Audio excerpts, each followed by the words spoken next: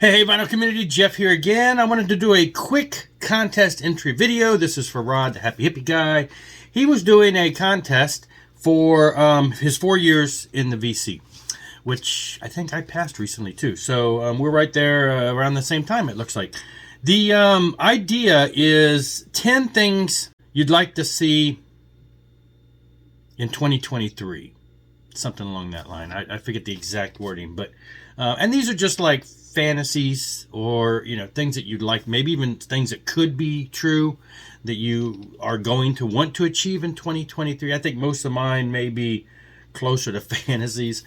And then the last one actually is that would be the 9 of the 10 questions, and then the last one I'll get to when we get there. So basically, I wrote down a bunch of ideas for things I'd like to see in 2023. They're not necessarily in any particular order. They're really just how I thought about them. So what I would like to see, and let's just get into this. Number 10, what I'd like to see in 2023, and I'm not sure how exactly this would work, but I'd love to see Mike Portnoy with Dream Theater again. Now, that's a tough call because I don't want to see Mike Mangini gone. So Mike left, quit, was fired. I don't know. There was a big turmoil in 2010 and he left. He's done so many projects after that we've gotten lots and lots of great music from him. But if I was brutally honest, Dream Theater is one of my favorite bands. But if I was brutally honest, I think I really enjoyed the Portnoy years musically. It just intrigues me more than the stuff that's come since Mangini. Perfect, technical, amazing player, but for some reason, those releases don't have as much of the same life as the Portnoy stuff. So I'd love to see it. Now, the only reason I think it's in any way possible, there was a big division between the bands for the longest time, but we just know recently him and John Petrucci and Jordan Rudess did the whole Liquid Tension 3. We know that Mike Portnoy played on John Petrucci's solo album some. So there's been some connection there. They were great friends. They had it fallen apart. They're back.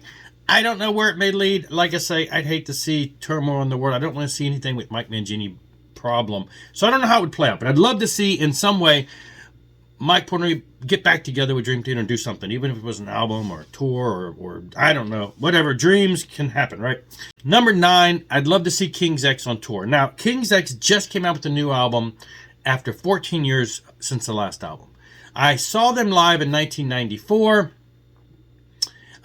along with the band that I'm about to mention, and would love to see them again. I haven't got a chance. Oh, I saw them in 94, and I saw them also in early 2000s, actually here while I was here in Virginia. So I'd love to see them again. I think the possibility of them touring is possible because of the new album. So that's something I hope may happen. Number 8, I'd love to see a new Adam Ant album. Now, he put out a new album in 2013 after 18 years away. Nothing since. I'd love to see more. I'd love to see more in the vein of the Adam and the Ants feel. I don't know if there's any chance that would ever happen again. But, Adam came back, had an album out. There were some decent moments on that album. I've seen him twice live since that album. So I'd love to see something new from him on the horizon. Number 7, which actually should have been number 8 because I just told you I was going to mention this, would be a new Galactic Cowboys album. The Galactic Cowboys had a new album in 2017 after about 17 years away, and nothing since. I'd love to see a new album. Now, I'd like to piggyback that off of what I said about the King's X tour. When I saw them in like 90s, mid-90s, I forget, 95, 96. That was somewhere in the mid-90s. It was King's X and Galactic Cowboys. They were both on the same label. They got similar sounds. They're both from Texas, yada, yada. It was a cool partnership to see. I'd love to see that tour again with the two of them. Either way, I'd love to see Galactic Cowboys live again. They don't get out much, but I'd love to see a new album. That'd be great. Number 6 would be what I would call, and there's no official name for it, but what I would call the third part of the somewhat promised Alice Cooper trilogy. So this is what I remember reading back in the day in magazines. In 2000, he released Brutal Planet. Absolutely one of the heaviest albums he's ever done. If you have not heard Brutal Planet, you have to check it out. It is straight up heavy metal based on, compared to everything else he's ever done, it is probably one of his heaviest albums. Great stuff. He followed that up in 2001 with Dragon Town, almost as heavy, but another one in that same vein. Now, in an interview, he talked about how those two albums were kind of about the dark side of the world, and there was going to be a third album that was going to be kind of a response to the darkness in the world. It never happened. In 2003, we got The Eyes of Alice Cooper, which was a return to the old sound that Alice Cooper did, the kind of the party rock, a little totally taken in a different way, went back to an older sound. So I never got to really see that album come about that he had talked about. So I'd love to see that happen at some point. Number 5 would be a new Exciter album with Dan Beehler on vocals. Now I mention this because in 2020, Dan Beehler has been back with the Exciter guys. They have done tours and stuff. And in 2020, he said they were working on a new album. They were putting demos. They were going to be putting them around. And that never happened. No new album. And then in 2020, I think 2022, earlier this year, somebody asked him about whether, how the recording was going, and they said it's been going good. So I'm hoping it'll be finished and that they'll put a new album out in 2023. I loved the Exciter back in the day. I loved all the Exciter, but, they changed singers and kind of went into a little more of a deathy type feel. And I've got all this stuff, and I enjoy that stuff, but I really love the Dan Beehler years and would love to see a return to that, and that is what I'm hoping for because they said it's happening. Number 4, I would love to see a new album by Kiss, a farewell album. We have had, about 20 farewell tours since 2000. And I assume they're really talking about it being gone. And I've heard them talk. They're like, nobody wants to hear new Kiss music. They only want to hear the classics. Well, I disagree. I'd love to see them in tour where they played a lot of the new music. Stuff from, the past 20 years rather than all the stuff from the past 50 years. Not that stuff is not great. But every show I see with them, it's like a tribute to the band, and it's the same songs.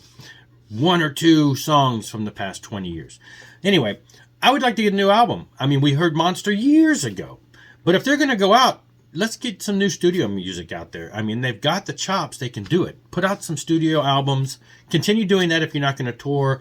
Put out at least one more. I'd love to see a new album by them. Number 3 would be I'd love to see Michael Schenker on tour. He has a new album that came out. I've never gotten a chance to see him live ever, other than video. I'd love that he would come around here and play. He came to the general area about 2 hours from here a handful of years ago. I missed it. I'd love to see him come closer to where I can organize it to go see it, because I'd love to see him at some point live and in person. So I'm hoping with the new album that came out, maybe 2023, he'll circle back around closer to this edge of the coast. Number 2, I'm going to say I'd love to see a new Rad album. They got back together, they haven't done anything since like the early 90s, but then, they put out an album Collage, which I think felt more like bits and pieces left over. There were some with the original guy. It just, there's some of those songs were rehashed or whatever. It didn't feel like it was an actual album. The other albums that came out in between that were the new band with different, members and stuff.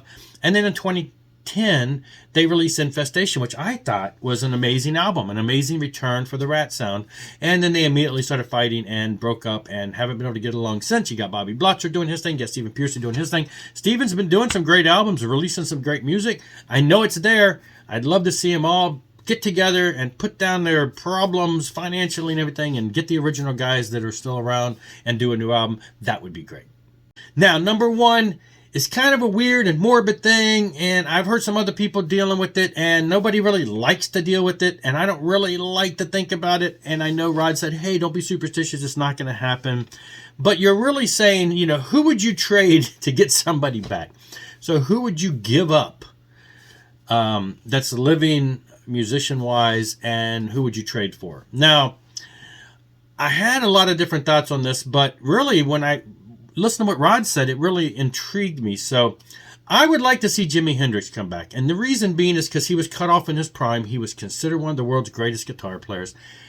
And now we've got so much more. Can you imagine what Jimi Hendrix would sound like post Eddie Van Halen or during the Eddie Van Halen years, or all the guitar heroes you could think of that have come out since Jimi Hendrix. I can only imagine where he would have went and where he would fall in when it comes to those guitar heroes. Can you imagine what he might have done? So I'd love to see him come back, and to see where, and to see where he would go at, with the guitar at this point. Who would I trade? This is tough because I could think of 1,000 pop singers, right throughout Justin Bieber. I know nothing about Justin Bieber. I could throw out anybody, any of the people that are huge today, anybody that, from Taylor Swift to, Nicki Minaj. I don't know any of those people, any of their music. The tough thing is I know that they've touched a lot of people's hearts. I know they've touched a lot of people's love. I'm going to tell you one that I think I could easily get rid of that would probably not affect many people, that is still alive, and that is a musician, Yoko Ono. How's that? How about that? I would trade Yoko Ono for Jimi Hendrix.